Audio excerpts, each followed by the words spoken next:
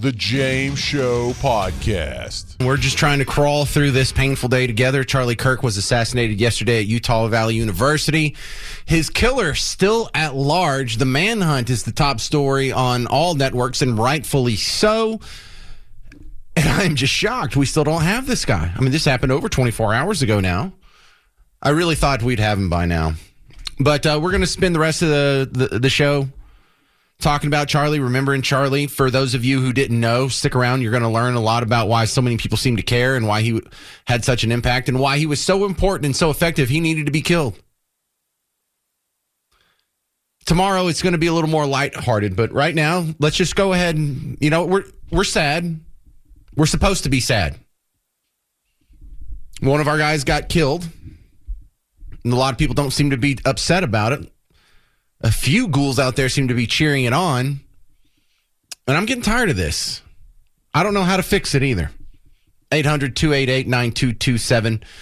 This is Daniel in Weatherford here on WBAP.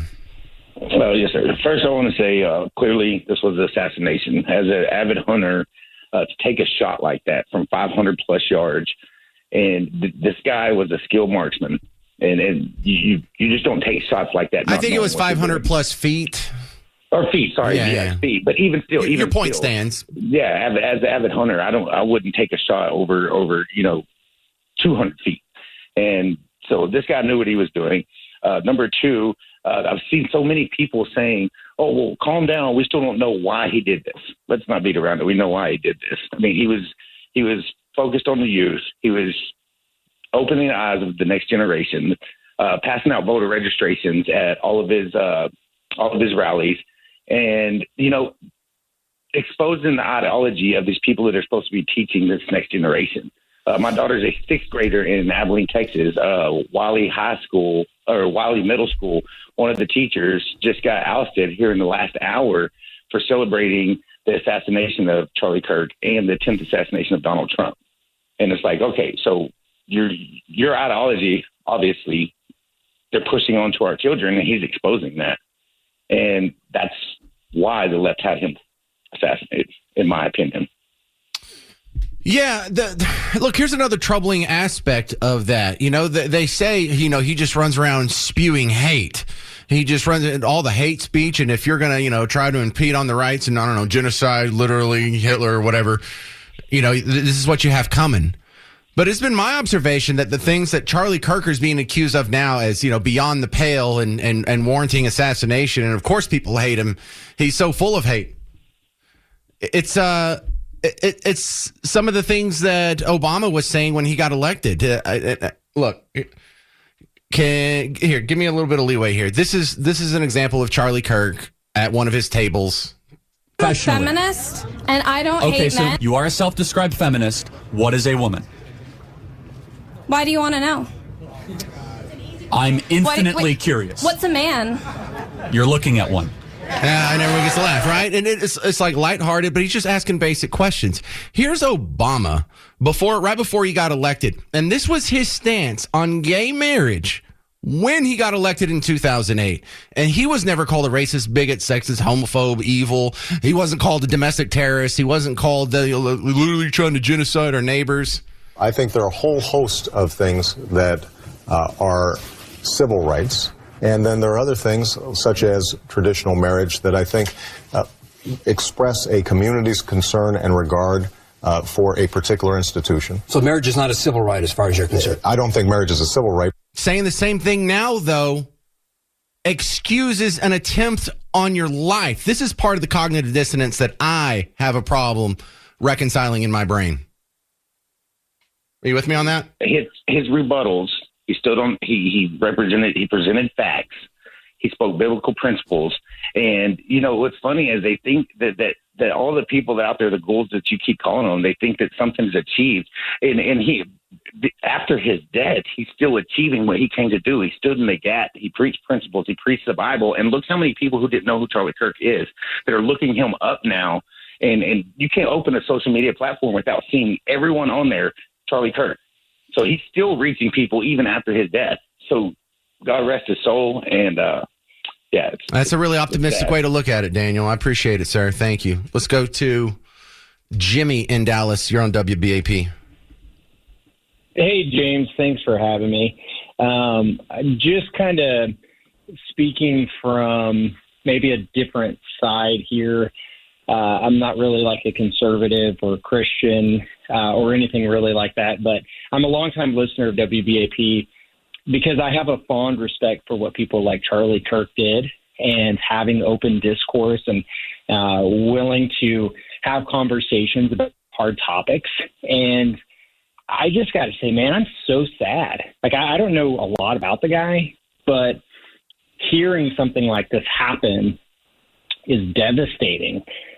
I mean, this guy had kids, he's a husband, he's a father, he's a person, and he was killed for being brave and standing up for what he believed in and Jimmy, conversations with people. Well, first off, thanks for calling in. If you're not really a political animal, I often say on the show I'm not a Democrat or Republican. I'm definitely something else other than the two parties. So I kind of feel like where you're coming from, because Charlie Kirk and we have some on very fundamental issues, big disagreements. I think all drugs should be legal. He doesn't. However, if we were in a room together, we would never accuse each other of being a Nazi or literally Hitler or a racist, sexist, bigot, homophobe, or someone that I don't care if he gets shot. I mean, you say hateful things and you get what's coming to you. He's at least like civil. You got to give him that. And Jimmy, when you were talking there, I was trying to remember, when was the last time this did happen? When was the last time someone who's not a political figure, Trump doesn't count and the state rep in June doesn't count, but just a guy for talking, for having the ideas, not even having a position of power, not passing any legislation or voting for or against anyone's cause. When was the last time someone was assassinated just for their speech, just for their ideals, their political beliefs? And what's the answer to that, Jimmy? When's the last time this happened? I mean, honestly, I have no idea. I mean, the last person I remember that was brave like this that I used to watch and follow when I actually had social media was Ben Shapiro, right? And that's kind of what I associated when I heard more about this Charlie Kirk guy. And I'm like, golly, that I was really appreciative of that. That's a good comparison. He's like a Christian Ben Shapiro. They both wear their faith on their sleeve. They're animated by the principles of the Enlightenment thinkers, very pro-American, maybe a little more conservative than libertarian for my liking, but definitely not bad guys and definitely more good than bad. We've been told since the James Show started, we're expecting a press conference. Since about 1:30 this afternoon, we've been expecting a press conference from Utah law enforcement.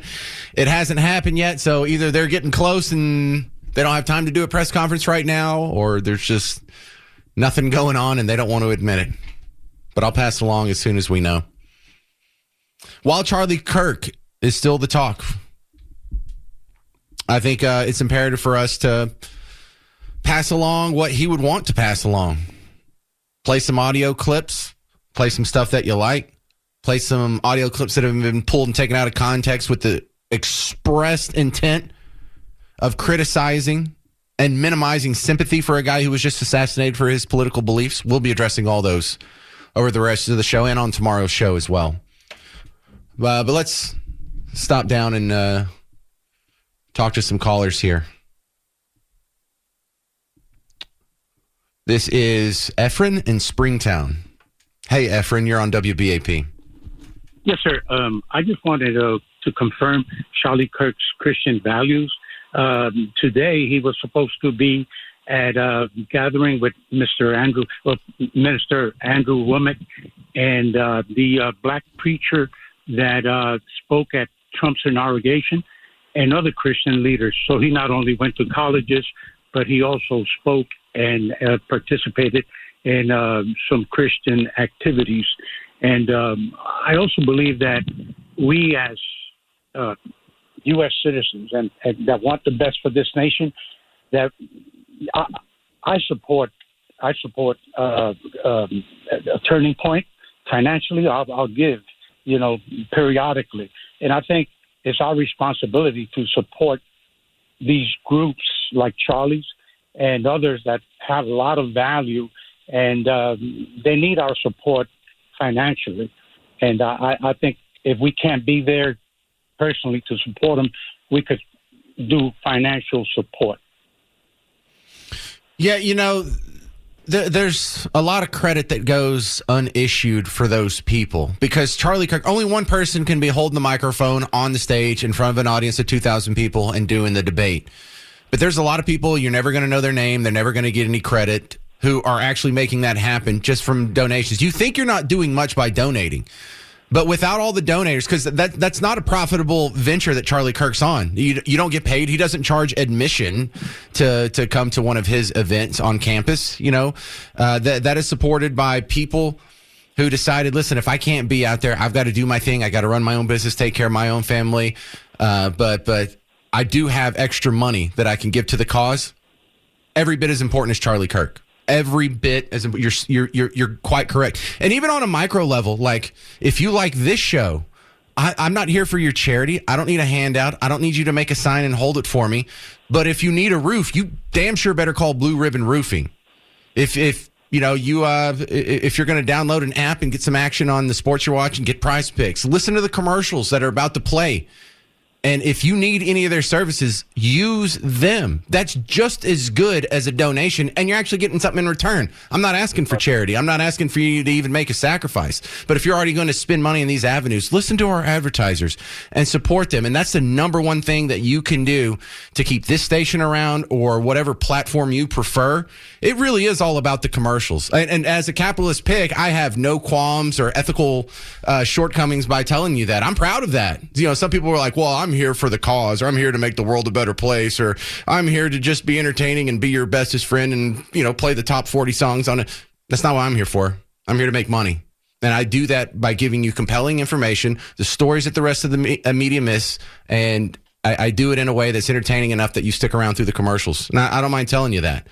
And if y'all want to support us, that's what supporting is. If you want to support Charlie Kirk and TP USA, you can either volunteer your time or just a little bit of money. And you can just auto draft $5 from here. Maybe $5 will go to Turning Point. Maybe $5 will go to the homeless shelter downtown. Maybe another $5 will go to, and Christians are used to this. We do the tithing thing. We all have in our budget, or we should, Christians, have in our budget, hey, we just get auto drafted out a few $100 whenever my, if you get paid on the 1st and 15th. Here's how it goes, non-Christians. Your mortgage or rent gets paid by the check that you get on the 1st, and all your bills go with that. And then your car payment and tithe get auto drafted after the 15th. Am I right, Christians? Isn't that how it works? All right, back to the phones. Juan, Dallas, you're on WBAP. Hey, James, how you doing? Thank you for taking my call.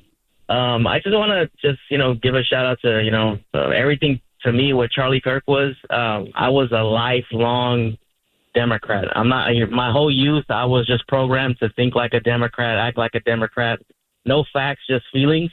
It wasn't until I came across some of his videos that I started noticing, maybe I'm the one in the wrong. It made me and family actually switch sides, I would say. I lost a lot of family, a lot of friends, but, I always say that I stand firmly on what I believe in. For him to, be able to just speak the way he spoke out in public, to me, it was enough for me to actually, start thinking different. So, well, you still sound young. How old are you? I'm 28.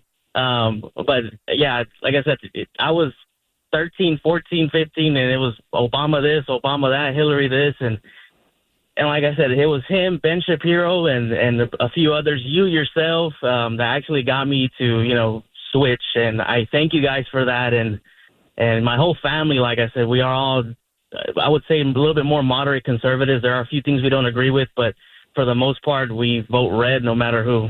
That's just what we go by now. Well, a lot of people who say I'm a moderate conservative, you're probably more like me. Are you a libertarian?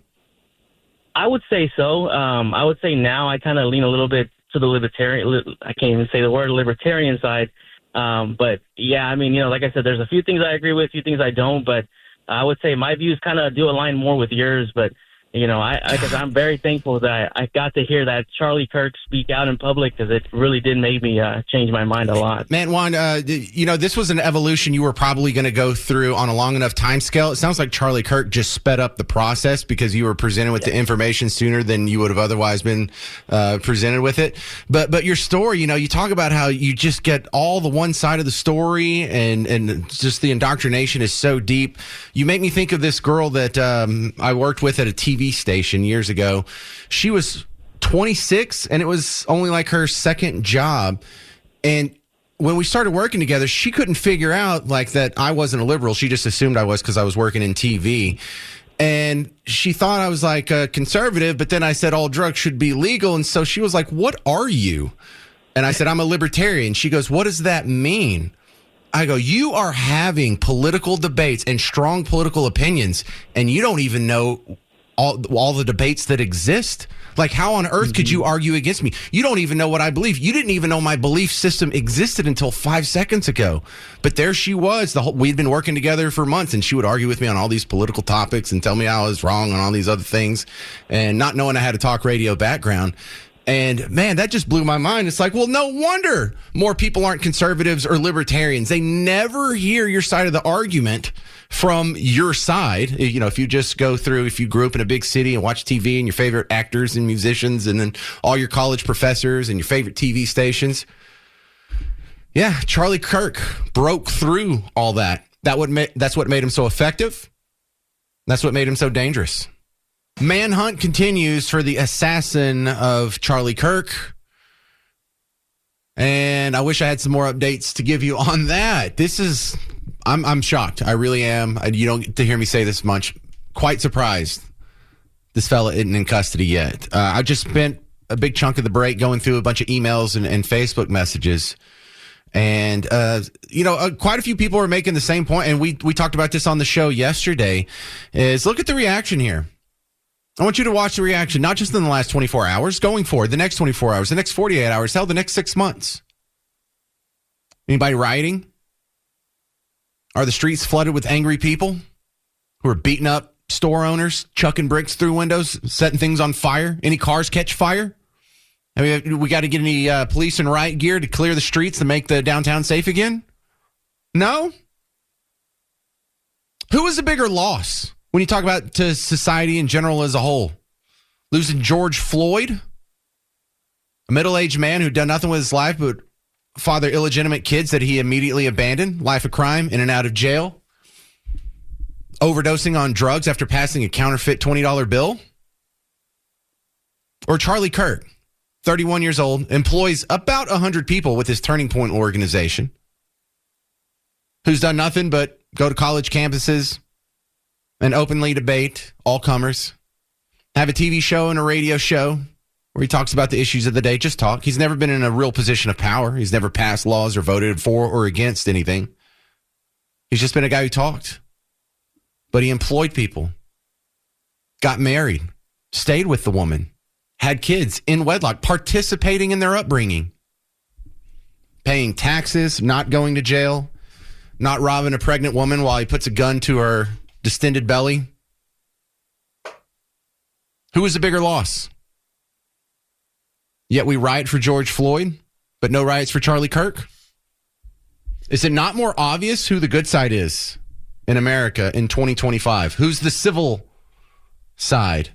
Who's the grown-up, not dangerous side? I don't even think it's close. 800-288-9227. This is Billy in Burleson. Hey, Billy, you're on WBAP. You got a customer for life. I think they got me on the phone now. We do. Hey, James, how you doing? Good, Billy. What you got? So we met at the Alex Stein show. I don't know if you remember, but anyway, that's neither here nor there. First of all, this is a terrible tragedy. We own about 3 different ammo companies down here, and I just want to give you guys what's going on the ground floor. We saw in the last 24 hours exactly a 1,052% increase in ammo sales. in the last 24 hours. So I'm not sure if this is a reassuring thing, or I'm not sure if this is something that we need to be nervous about, or who's getting it or who's buying it. But that's where we're at. Well, deer season's not for a few weeks, so it can't be for that. Say again? Deer season's not for a few more weeks, so it can't be that. What are you? It's all Full Metal Jacket. It's all stuff that people put in pistols and AR-15s, AR-10s if you have them. Well, that was my next question. Are these going in? Are you talking about like 223s, or is this AK and AR rounds, or is this little pea shooters? Yeah, no. I mean, well, whoever has a 22 buys 22s. But no, this is like 223, 5.56. But no one's going to war with the 22. That's kind of why I'm asking. But I think we all already know the answer to that. Yeah, I mean, it's I don't know how to feel about it, right? I hate making money off my business this way, but this is what happened, and I felt that it was pertinent to share it with the general public that, hey, like, there's people out there nationally stocking up. I'm not going to share my business name because I'm not taking this as a marketing event. It's concerning to me that the influx was so big over the last 24 hours that the general public is getting what they get, and we're just 3 companies.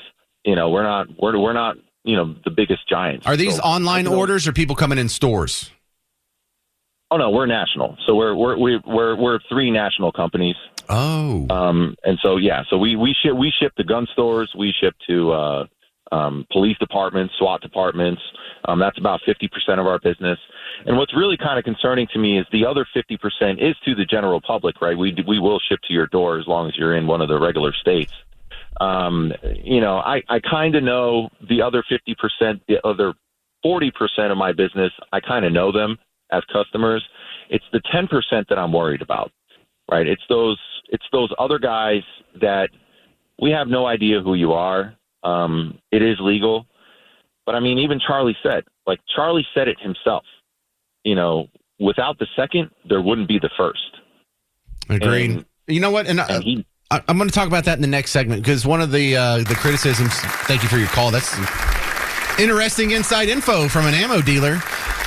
But one of the things I got passed around almost immediately is this clip of Charlie Kirk saying, it's the Second Amendment. Is your gun rights worth people dying? And he actually said, yes, having your full complement of rights is acceptable, even if it means a few extra people die a year. Your rights are more important than that. And so this was used against him. I'm going to address that criticism coming up next on the James Show. I'll play you the audio clip and then explain why, God, not only is that wrong, again, you people are absolute ghouls when it comes to the death of Charlie Kirk. The ghouls who are celebrating Charlie Kirk's death or pretending like they're not celebrating Charlie Kirk's death. You've seen a lot of this already. Well, if you're on social media, you've seen this. And I have a lot of lefty friends and accounts that I follow, and a lot of them are pulling this whole, listen, I don't celebrate anybody's death, but, and then the explanation on why they're not upset Charlie Kirk died. When you put but in there, he totally knocks out the first half of that sentence. So I don't celebrate anybody's death, but here's the reason why you're celebrating Charlie Kirk's death is the way that's usually framed. Now, one of the videos gets passed along with this. One of the very shallow, intellectually devoid arguments that's trying to be made against him is, well, he supports the Second Amendment, so, live by the sword, die by the sword. And they're passing around. He was on a stage one time, and someone said, is it worth people dying for you to have your rights? And it sounds like, that must be a real airtight argument. If you're emotional and don't think about it for 5 seconds, yeah, that's a great argument. However, the answer to that is, deaths are worth your rights. All your rights are worth people dying. That's what makes them right. They're that important. It's not like these are some rules you should follow, unless you get scared. But here's what gets passed around. I'll debunk it. I think it's worth it. I think it's worth to have a cost of, unfortunately, some gun deaths every single year so that we can have the Second Amendment to protect our other God-given rights. That is a prudent deal. Yeah, and he's absolutely right. Of course it's worth your rights, even if people die. You know where you don't have gun rights? and people don't die from guns? Prison. Is that better? You don't have your rights. You don't have your freedom of movement. You don't have your freedom of speech. You don't have your freedom of assembly. You can't go from point A to point B. You can't exercise your religion the way you see fit, but you're safe. You're safer than you are outside. Is that worth it? Because that's a slippery slope you don't want to go down, people. If you think, well, if it saves one life, then, we've got to curtail your rights. Oh, really? When we find out that most of the murders come from a very small group, about 7% of the population, couldn't you also make the argument, if that's what you believe, and I don't, and Charlie Kirk doesn't, but for you people who believe, well, we can curtail your gun rights or whatever civil rights we want if it'll save a life, fine. What if we just lock up the demographic that's killing people? Half of the people, it's only 7% of the population or so, young black men between the age of 15 and 40. Wouldn't that save some lives if we just rounded them all up and put them in prison? It might. Would that be worth it? Absolutely not. That would be a horrible way to arrange society. You don't violate people's individual rights because you think it will benefit the group at large more. That's a collectivist thinking. That is not Western civilization. That's Marxism. That's Eastern. That's not us. The Enlightenment thinkers have individual rights. Your ability to defend yourself in the way you see fit is more important than someone else saying, oh, I think that's dangerous. Or, oh, I think it might save a life. Well, there's a lot of rights that could be violated if I only need the excuse of it could save some lives. We could look at the downtowns of almost every major American city, the top 20 American cities, and say, wow, if we stop letting Democrats vote these terrible people in, it would probably save some lives. If we actually had a DA and judges that would lock up the guy in Charlotte, that Ukrainian refugee would still be alive. We need to stop outlaw Democrats from voting. No one would agree to that. That's a terrible idea. Just like the idea, well, Second Amendment's more important than lives. You're an evil person. No. Got that so backwards. James in Sunnyvale, you're on WBAP. Yeah, hey, James. Up first, I want to thank you for taking our calls on this topic, because it's kind of healing to hear everybody's opinion on it. And I guess the thing that I'm more curious about, and I wanted to know your thoughts on it, is the similarities between President Trump's assassination attempt and Charlie's actual assassination, of it being an outdoor venue, a long distance shot, a headshot, a young male. It just seems like there's a lot of connections there. You can almost overlay the whole scenario, both scenarios side by side, and it just seems like it's part of a plan. What do you think about that? Well, that's a worthwhile discussion because, so they're about the same age, young, white, male. I think we can toss out the young because in the other Trump assassination attempt, the guy that's going on trial starting yesterday, he's older. He's like my age, like gray hair and everything. So maybe it's not a problem with young people. We've had almost all assassins have been male. Almost all mass shooters have been male. There's some exceptions, the Nashville shooter and, the San Bernardino or whatever. But I think the defining characteristic is they're lefty, more so than their skin color, more so than their gender, more so than their age or their geographic location or their socioeconomic background.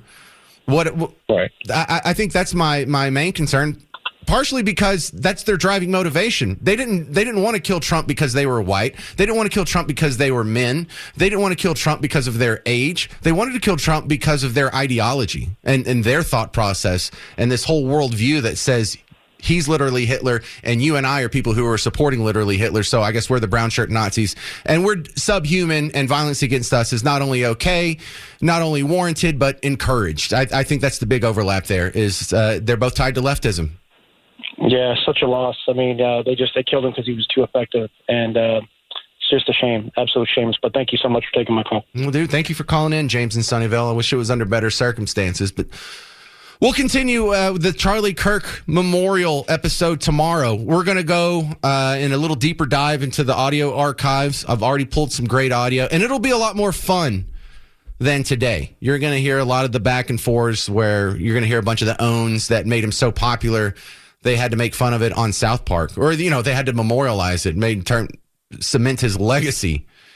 in South Park. So come back for tomorrow's show. Thank you very much for hanging out on a very difficult day. I really appreciate everyone listening, emailing, calling, Facebook message. I really appreciate all that. It really does help. Mark Levin's coming up next. I'm James Parker. It's News Talk 820 93.3 FM, WBAP. The James Show Podcast.